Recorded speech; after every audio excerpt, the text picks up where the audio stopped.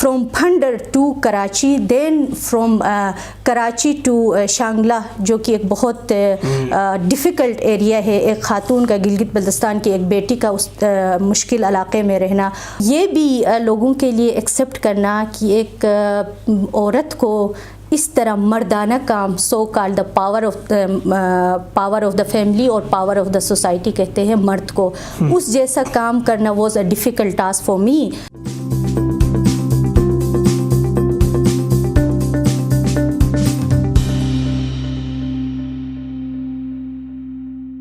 بسم اللہ الرحمن الرحیم. السلام علیکم. آئی بیکس میڈیا نیٹ ورک کے پروگرام حالات حضرہ میں میں ہوں آپ کا میزبان فہیم اختر.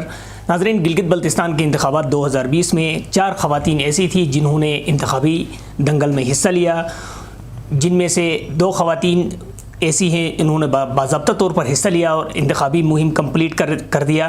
ہمارے ساتھ آج جو میزبان ہماری مہمان شخصیت موجود ہے ان کا شمار انہی خواتین میں سے ایک ہے جو ووٹوں کے اعتبار سے گلگت بلتستان کی خواتین میں دوسرے نمبر پر رہی، اور انہوں نے گلگت بلتستان کے پھنڈر جیسے سخت حلقے سے انتخابی مہم میں حصہ لیا. شہناز بھٹو صاحبہ، سب سے پہلے آپ کو خوش آمدید. اور میرا آپ سے پہلا یہ سوال ہوگا کہ گلگت بلتستان کے دور دراز علاقے میں بھٹو نام رکھنے کی کیا وجہ ہے؟ بسم اللہ الرحمن الرحیم. Thank you so much I backs media network and team for inviting me, and it's really an honour for me to be here with the team.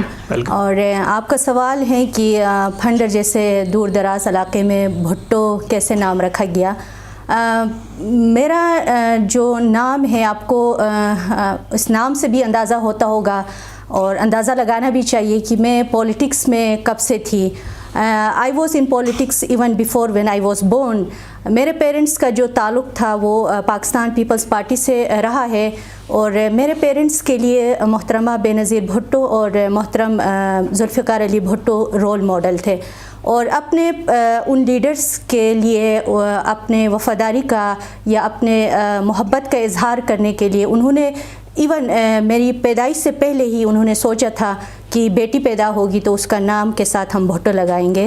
مگر اس میرے نام کے ساتھ بھٹو لگانے میں اس ڈیسیجن میں میرا کوئی رائے شامل نہیں ہے، بٹ میرے پیرنٹس کی خواہش کی وجہ سے میرا یہ نام رکھا گیا ہے. سیاست میں آنے کے ڈیسیجن میں آپ کی اپنی رائے شامل ہے یا یہ بھی والدین کی ہے؟ سیاست میں آنے کا جو میرا ڈیسیجن ہے، مجھے سیاست میں آنے کا شوق جو ہے بچپن سے تھا. اسکول، کالج اور یونیورسٹی لیول پر میں مختلف پولیٹیکل ایکٹیویٹیز میں حصہ لیتی رہی ہوں، اور بچپن سے ہی اپنے علاقے کو اور اپنے علاقے کے لوگوں کو بہت سفر ہوتے ہوئے دیکھتی تھی. اور جب بھی کوئی پولیٹیکل لیڈر وہاں پہ الیکشن کے دوران مہربان بن کے اس علاقے میں آتے تھے اور پھر بہت سارے سہانے خواب دکھا کے، سبز باغ دکھا کے چلے جاتے تھے، الیکشن کے بعد جیت جانے کے بعد یا ہارنے کے بعد پیچھے مڑ کر اس علاقے کی طرف کبھی نہیں دیکھا تھا. تو اور یہ چیز مجھے بہت بچپن سے ہی میں مطلب پریشان کرتی تھی، اور ابھی بھی اگر ریفلیکٹ بیک کرے اور ابھی بھی اپنے علاقے کی طرف میں دیکھوں تو وہ جو 10 سال سے یا 15 سال پہلے سے جو مسائل وہاں پہ موجود تھے وہ مسائل ابھی بھی ایز اٹ از اس علاقے میں موجود ہے. تو میں اس اپنے علاقے کے لیے اور اپنے لوگوں کی خدمت کے لیے اور یہ خدمت کا ایک جذبہ لے کے سیاست میں آئی ہوں. آپ کے سیاست کے علاوہ تعلیمی سرگرمیوں کے حوالے سے اور آپ کی تعلیمی خدمات بھی ہے اور پاکستان بھر میں بھی آپ نے خدمات کی ہے، ذرا ان کے حوالے سے تھوڑی سی ہمیں تفصیل بتائیں کہ آپ نے کن کن شعبوں میں کام کیا ہے؟ جی بالکل، میں سیاست کے علاوہ مختلف تعلیمی اداروں میں تھرو آؤٹ پاکستان میں نے کام کیا ہے. I have work with different well known organisation in different leadership positions like teacher, educator, trainer, subject specialist, school head اور مینیجر پروگرام اور اسکول ڈائریکٹر. اور یہ تھرو آؤٹ میں نے اپنا کیریئر کا آغاز جو کیا تھا اپنے ہی گاؤں سے کیا تھا، اور جس اسکول سے میں نے اپنی ابتدائی تعلیم کا آغاز کیا تھا اسی اسکول سے میں نے اپنے کیریئر کا آغاز کیا تھا، کیونکہ میں چاہ رہی تھی، میں اس علاقے سے نکلی بھی اس لیے تھی کہ وہاں پہ بچیوں کے لیے تعلیمی ادارے موجود نہیں تھے. تو بچپن سے ہی the value of education is something that has been my priority from my childhood. تو میں خواب لے کے گاؤں سے نکلی تھی اور میں چاہ رہی تھی کہ جو میں نے خان ہائر سیکنڈری ہنزہ سے اور جو KIU سے میں نے سیکھا ہے اور لرن کیا ہے وہ اپنے علاقے میں جا کے اپنے علاقے کے لوگوں کو سرو کروں. اور پھر یہ سلسلہ چلتا رہا. میں پاکستان کے ڈفرینٹ پروونسز میں انکلوڈنگ گلگت بلتستان میں کام کرتی رہی اور پھر واسٹ ایکسپیرینس کے بعد دوبارہ میں نے اپنے علاقے کا سوچا اور اس طرف آ گئی. اور فائنلی میں جو ایکسپیرینس کی آپ نے بات کی, میرا جو ٹریول تھا میرا پروفیشنل ایکسپیرینس کا from Phander to Karachi, then from Karachi to Shangla, جو کہ ایک بہت ڈیفیکلٹ ایریا ہے ایک خاتون کا, گلگت بلتستان کی ایک بیٹی کا اس مشکل علاقے میں رہنا was a challenge for me. But الحمدللہ کہتے ہیں نا کہ آپ کی نیت صاف ہوتی ہیں اور آپ اسٹرگل کرتے ہیں, آپ اپنے ڈریم کے ساتھ, آپ اپنے ویژن کے ساتھ کمیٹڈ ہے تو اللہ تعالیٰ آپ کے لیے راستے بھی بنا دیتا ہے. اور الحمدللہ مجھے یہ سارے ایکسپیرینسز جو میں نے ایک گاؤں کی ایک بیٹی مختلف اداروں میں مختلف پوزیشن میں کام کرنا, ایکسپوجر لینا, یہ میرے لیے اللہ تعالیٰ کی طرف سے بلیسنگس ہیں اور I am really grateful. Phander جیسے علاقے سے مردوں کو بھی جہاں پر تعلیم حاصل کرنا بہت مشکل ہوتا ہے, وہاں سے ایک خاتون نے نہ صرف تعلیم حاصل کیا بلکہ پاکستان پورے میں اس کے اوپر کام بھی کیا اور دوبارہ اپنے علاقے میں آ کے تعلیمی سرگرمیوں میں مشغول رہی. کس قسم کی رکاوٹوں کا سامنا رہا؟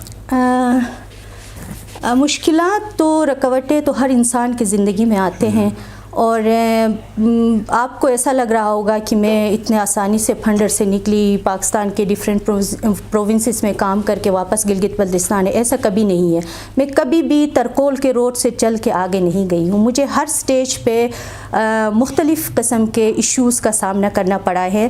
When I was a child میں نے اپنے گاؤں کو چھوڑا تعلیم کی خاطر, اور اس وقت بھی وہاں پہ جو ہے بچیوں کا پرائمری اسکول کے بعد ان کا کوئی اسکول نہیں تھا, تو پیرنٹس کے پاس ایک ہی یا دو ہی آپشنز تھے کہ یا تو بیٹی کو گھر میں بٹھایا جائے یا بیٹی کی ارلی ایجز میں شادی کر کے زبردستی اس کو گھر سے رخصت کرے. تو which created a fear for me to be the victim of this early marriage. اور اسی وجہ سے میں اپنے گاؤں سے اسٹیپ آؤٹ کر کے ہنزہ چلی گئی تھی اور میں نے اپنے بچپن کے 8 سال ہنزہ میں گزارے ہیں, and therefore I consider Hunza as my second home. اور پھر جب میں جاب کے لیے واپس اپنے گاؤں میں سرو کرنے کے خاطر گئی تو لوگوں نے بہت سارے باتیں کرنا شروع کر دی کہ آپ تو خان اکیڈمی جیسے ادارے سے آپ نے پڑھا ہے, پھر واپس آ کے ڈیج اسکول میں آپ سرو کر رہی ہیں. تو اس طرح کے چیلنجز سوسائٹی کی طرف سے. پھر جب میں جاب کے لیے اسلام آباد کا رخ کیا پہلی دفعہ تو بہت سارے چیلنجز کا میرے پیرنٹس کو سامنا کرنا پڑا, مجھے کرنا پڑا کہ they were used to say کہ مردوں کی طرح اکیلی گھومتی ہے.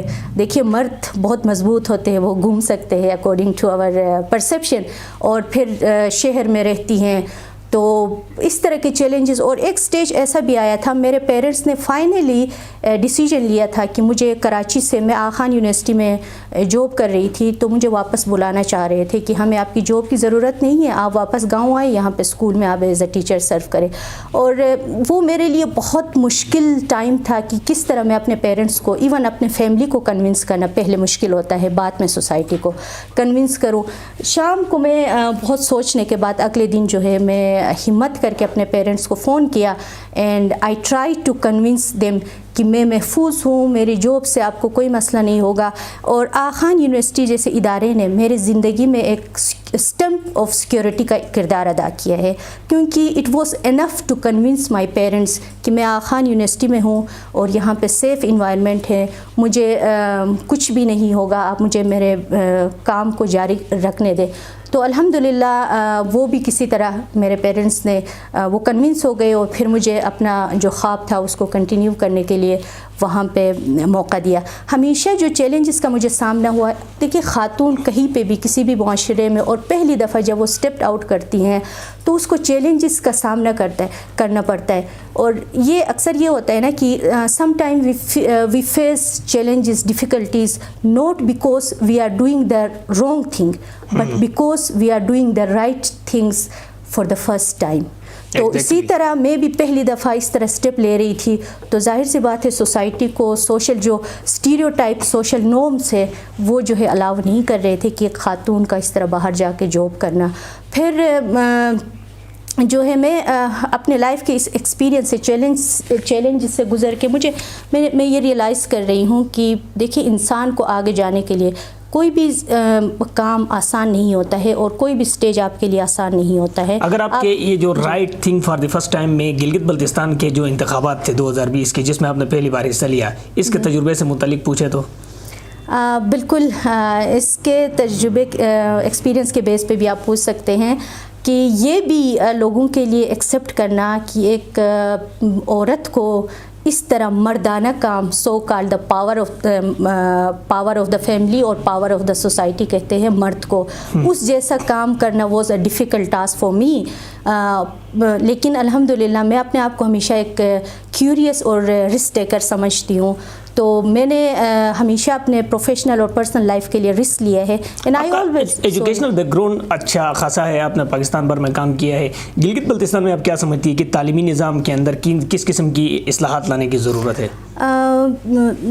گلگت بلتستان کے اگر گورنمنٹ سسٹم کی بات کریں تو دیکھیں میرا جو ایکسپیرینس رہا ہے with government system and also private system through out the Pakistan, تو گورنمنٹ سسٹم کا جو مائنڈ سیٹ بنا ہوا ہے نا وہ تھرو آؤٹ پاکستان ایک سیم سا ہے کہ people who are working in government system they want to be in a comfort zone, کیونکہ ہمیشہ وہ چینج کو ایکسیپٹ نہیں کرتے اور they don't need a change. آپ اسکولوں میں بھی جائیں گے تو بہت سارے NGOs fund donate کرتے ہیں, بہت سارے ایون گورنمنٹ بھی خود بھی دیتا ہے فنڈ, لیکن اس کے افیکٹو یوٹیلائزیشن ٹیچرس کا کوئی اکاؤنٹیبلٹی وہاں پہ نہیں ہے. تو پالیسی لیول پہ پالیسی میکرز کو سوچنا پڑے گا کہ گلگت بلتستان میں کوالٹی ایجوکیشن کو کس طرح انشور کیا جائے. جیسے پالیسی لیول کی ہم بات کریں گے تو teachers appraisal system, there should be a teacher appraisal system, کہ جزا اور سزا کا کانسیپٹ جب تک کسی ادارے میں نہیں ہوگا تو کوئی بھی کام صحیح نہیں کرتے ہیں.